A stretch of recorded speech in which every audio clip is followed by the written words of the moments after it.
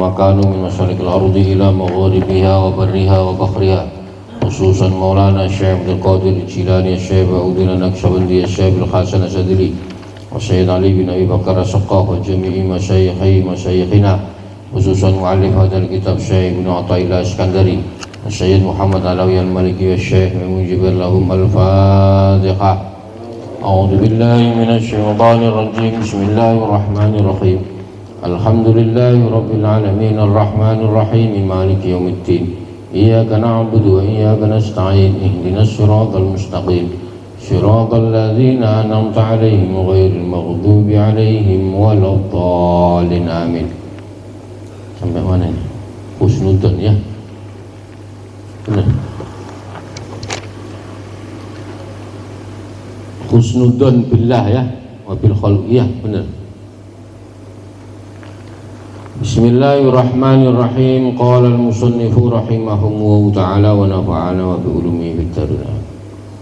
Husnudon billahi wa bi khalqillah, berbaik sangka kepada Allah dan makhluknya.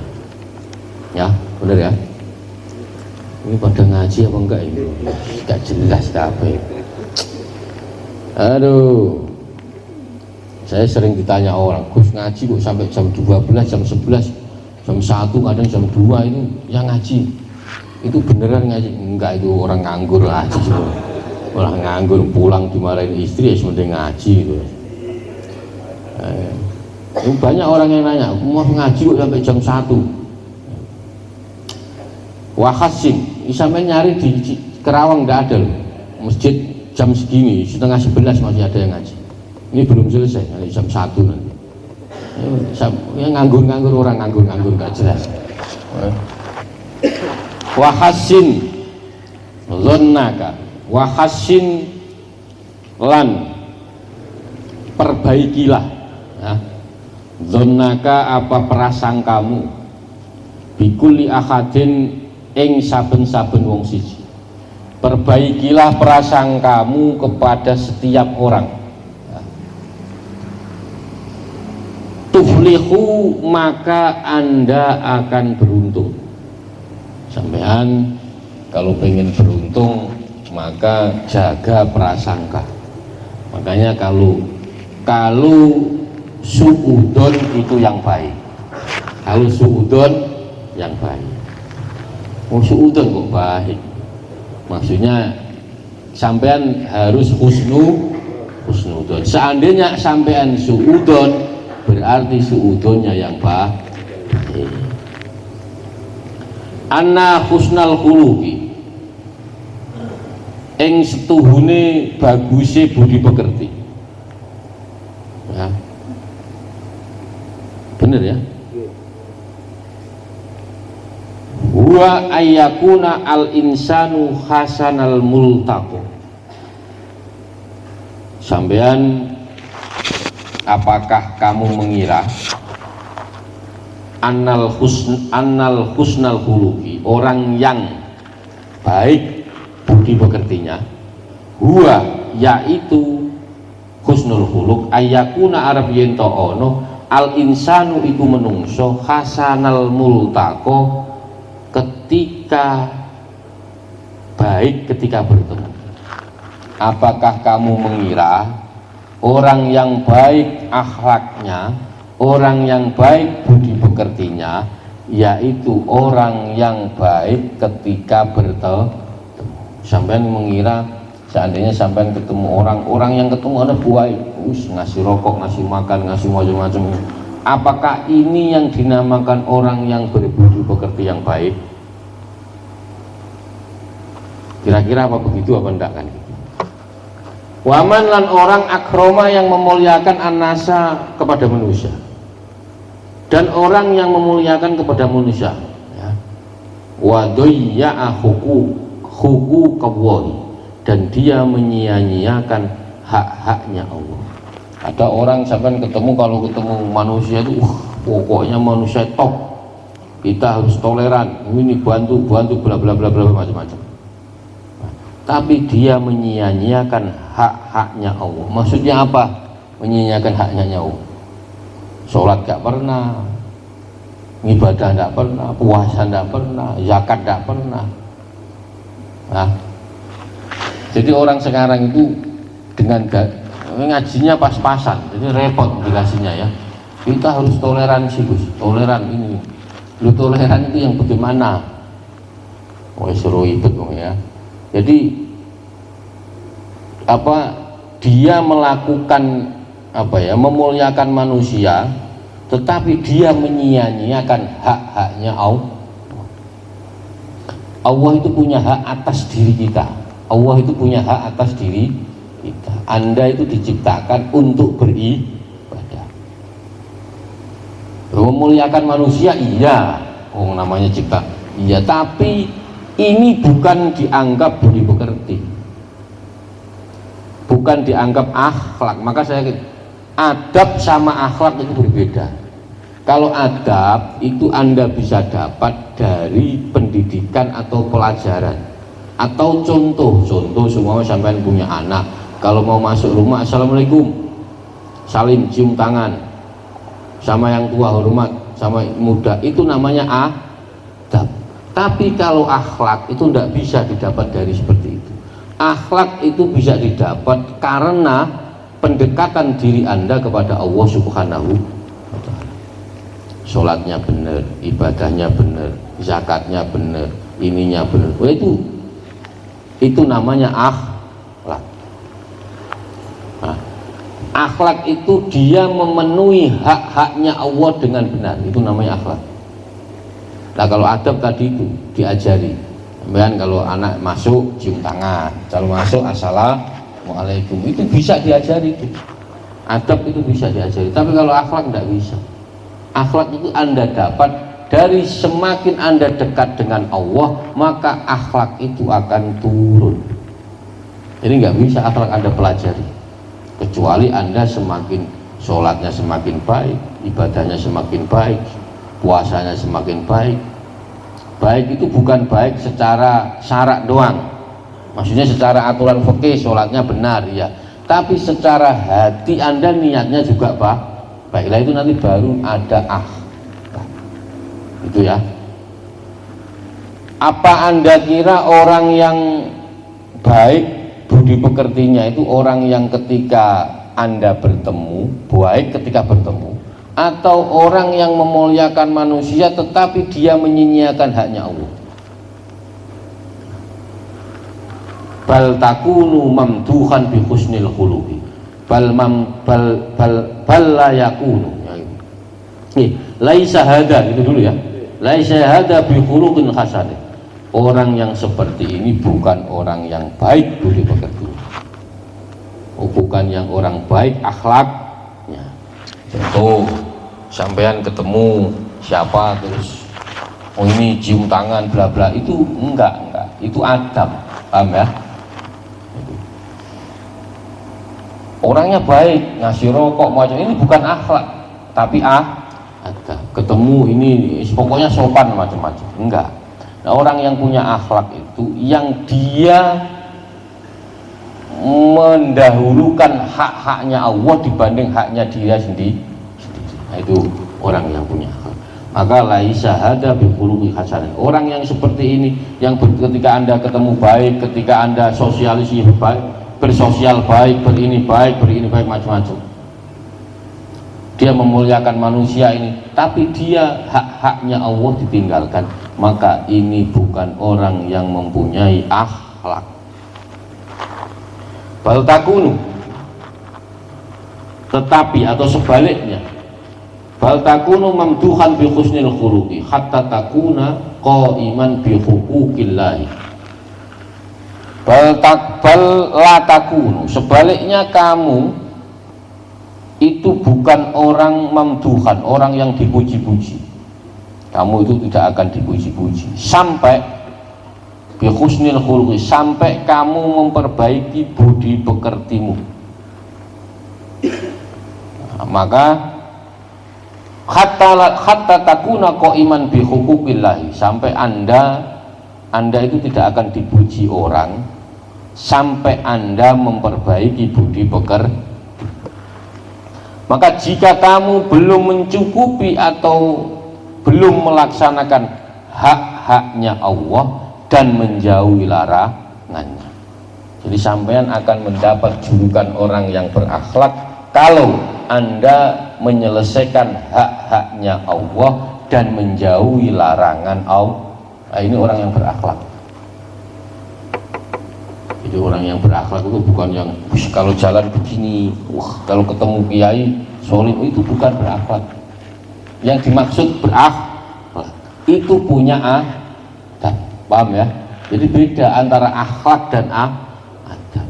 Kalau akhlak itu urusannya sama Allah, semakin Anda mendahulukan hak-haknya Allah, maka Anda akan mendapat akhlak.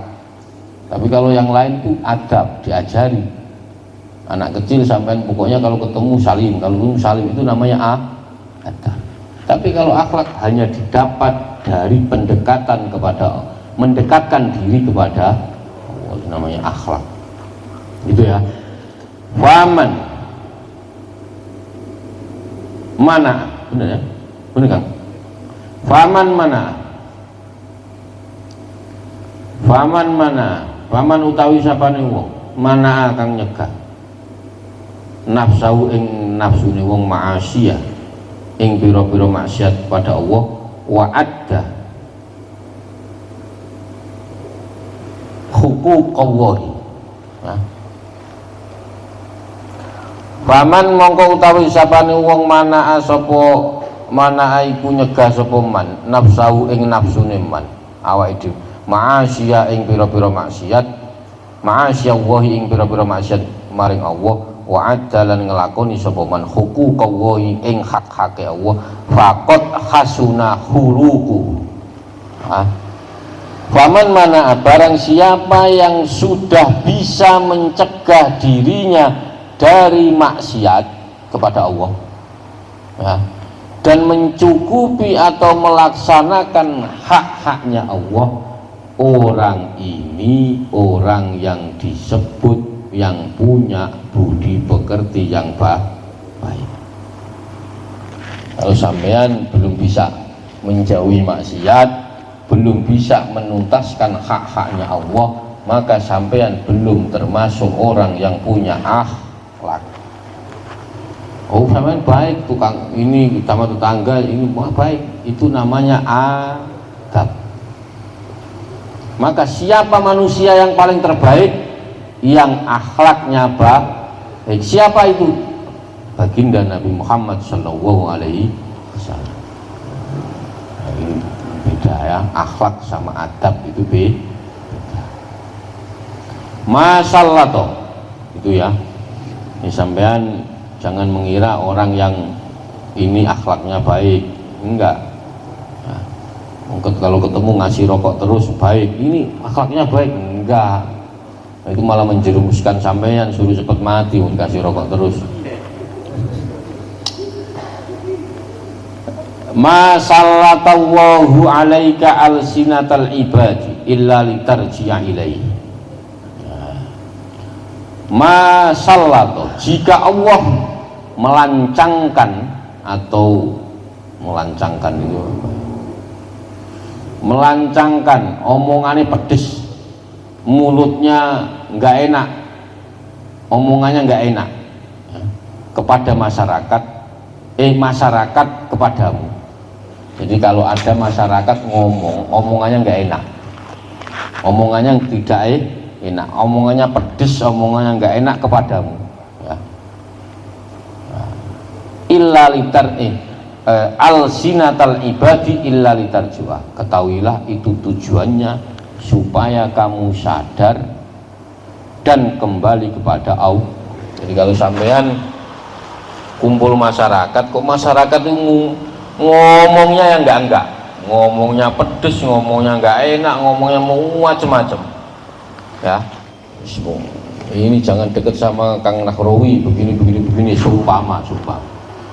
Kok tambah pedes, maka ingatlah bahwa tujuannya itu supaya kamu sadar dan kembali kepada Allah. Lah kadang kita nunda, kalau diomongin masyarakat tuh malah pembelaannya, oh enggak, saya tidak melakukan itu, udah. Iya apa enggak kira-kira? Sampai dituduh apa macam-macam. Itu enggak, malah sampai melakukan gerakan bikin untuk apa namanya? Melawan tadi itu. Maka kalau sampean difitnah orang, di macam-macam itu, sampean harus ingat, harus sadar bahwa tujuan itu semua adalah agar kita kembali kepada Allah Subhanahu wa Ta'ala. Maka kata Imam Syafi'i, ketika Anda kesulitan, apa itu? Ketika Anda dalam posisi sulit, orang-orang meninggalkan sampean semua, meninggalkanmu ya. Nah, itu bisa jadi Allah yang langsung turun tangan untuk menolongmu. Ini menurut Imam Syafi'i. Maka ketika sampean lagi susah, lagi macam-macam, kok teman-teman sampean pergi, tidak usah ini, biasa saja. Jangan-jangan Allah langsung yang mau turun tangan untuk menolong kita. Oh, kalau Allah yang turun tangan beres. Maksudnya gimana turun tangan, Gus? Ya, nggak tahu ya caranya Allah, maka sampai nggak usah nanya caranya Allah, jangan ditanya. Sampai kan sukanya ini nanti Allah keajaibannya Allah yang gimana ya? Lu nggak usah tanya urusannya Allah kok sampai pikir, paham ya? Urusannya Allah dipikir ya stres ya malah. Jadi kalau sampean mendengar kata-kata tidak enak dari masyarakat, dari tetangga, nah sudah. Nah, tujuan itu semua adalah biar kita sadar, illa litarji'a ilaihi, dan kembali kepada Allah Subhanahu wa Ta'ala. Maka ketika sampean punya kesulitan mau apapun, orang-orang pada meninggalkan Anda, tidak apa-apa, tidak ada masalah. Malah beneran sampai ditinggalkan banyak orang, berarti sampean hanya butuh kepada Allah Subhanahu wa Ta'ala. Aman sudah. Maka kalau doa itu ya Allah ya Rob, pokoknya saya ditinggal Kang Saipul, tinggal ngerawat, tidak ada masalah gitu. Nah, yang penting Allah tidak meninggalkan saya. Sekali-sekali begitu. Ini doanya wali-wali itu gitu. Pokoknya dimusuhi banyak orang nggak ada masalah, yang penting Allah tidak memusuhi kita. Ini la tazalu laka. Nah, kadang kita itu baru digosipkan, diisukan satu orang itu sudah mulai merancang strategi besok gitu. Nice. Gitu. La tazalu laka qimatun inda Allahi hatta ta'siya fa idza asaita fala qimata laka.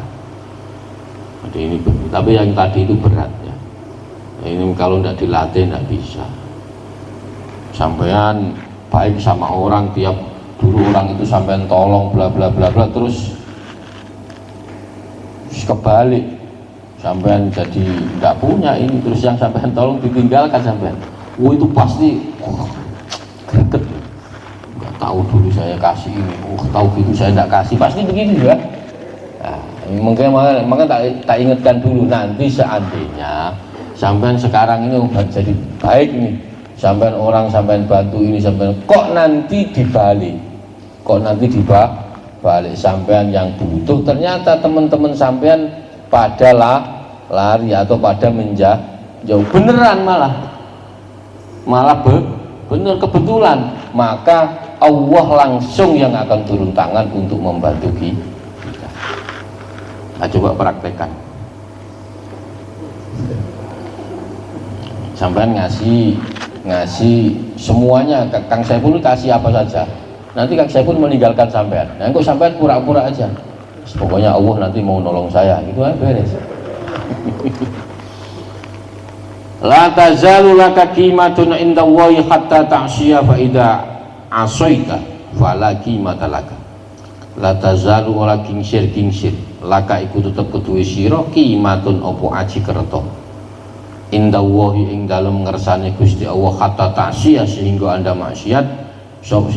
maksiat sira fa idza asaita mongko tatkala ni maksiat sira fala qimata maka tidak ada harganya laka iku tetep kudu sira. Sampean itu apa ya, harganya mahal sebenarnya.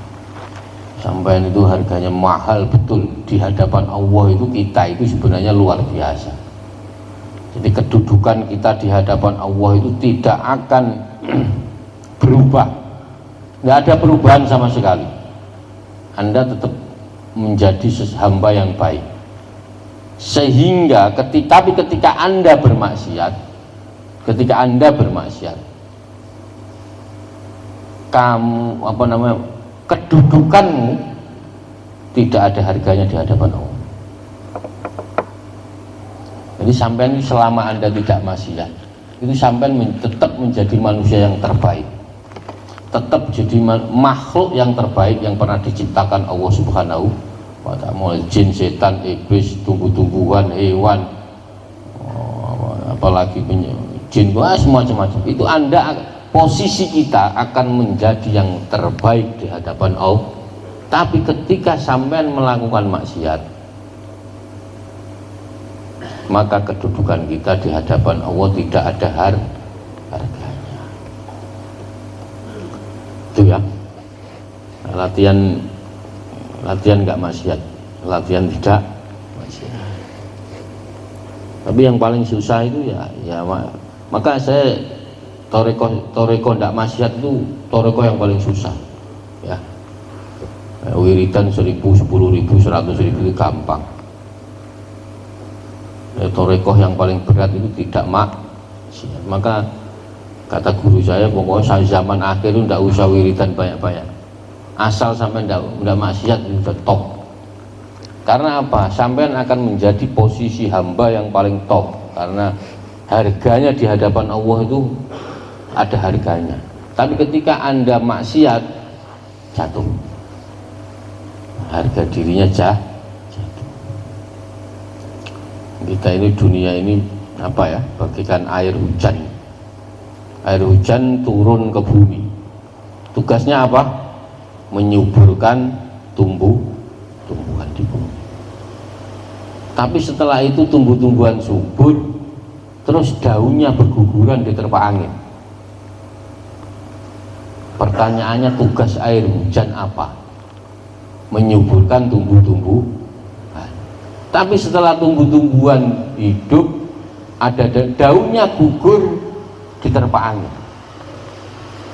Pertanyaannya adalah, Allah memerintahkan hujan untuk menyuburkan tumbuhan, tapi Allah juga memerintahkan angin untuk menjatuhkan daun-daunan.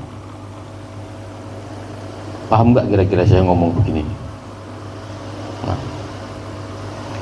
Allah memerintahkan air hujan untuk turun ke bumi. Tujuannya apa? Tumbuh-tumbuhan biar hidup, daun-daunan biar hidup. Tapi Allah juga menurunkan angin untuk menjatuhkan tumbuh-tumbuhan biar kering dan semacam itu. Nah, angin ini juga diutus Allah loh ya, untuk menjatuhkan daun-daun. Maka segala sesuatu itu berasal dari ketiadaan yang dijadikan ada oleh Allah Subhanahu wa ta'ala. Maka sampai tidak perlu takut kalau ditinggal Kang Saipul, nggak penting. Lu jamaah ini bubar nggak penting, nggak penting. Maka ciri khas orang sufi itu pasti berlawanan. Ciri khas orang ahli tasawuf sama itu pasti berlawanan. Jadi tidak usah kaget sesama ahli tasawuf berantem, itu udah biasa. Kalau ahli fikih itu berantemnya beneran. Kalau ahli tasawuf pasti begitu, berantem pasti. Kenapa? Dia pasti akan tidak butuh, tidak kecuali dia nanti kebutuhannya hanya kepada Allah Subhanahu wa ta'ala. Maka ahli tasawuf itu begitu. Ciri khasnya begitu.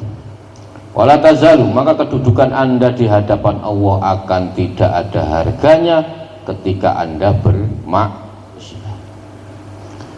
At-taqwa ya atarkul maksiatillah. Takwa adalah meninggalkan maksiat kepada Allah. Ini sampean Kalau nanya takwa itu apa? Takwa itu sederhana, Anda meninggalkan maksiat kepada saya udah jangan maksiat. Berarti kalau sampean sudah tidak maksiat, itu sampean sudah bertakwa. Khaisukun la yaraka ahadun. Jadi takwa adalah meninggalkan maksiat kepada Allah. Khaisukun la yaraka ahadun. Dimanapun tempat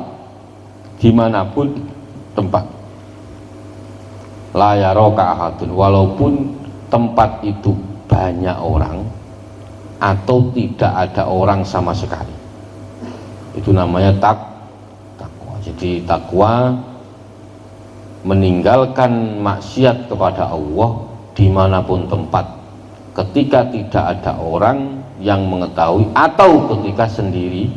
La yaraka ahadun, ketika sendiri. Sampean jangan-jangan meninggalkan maksiat itu karena ada orang. Ketika sendirian Anda melakukan maksiat,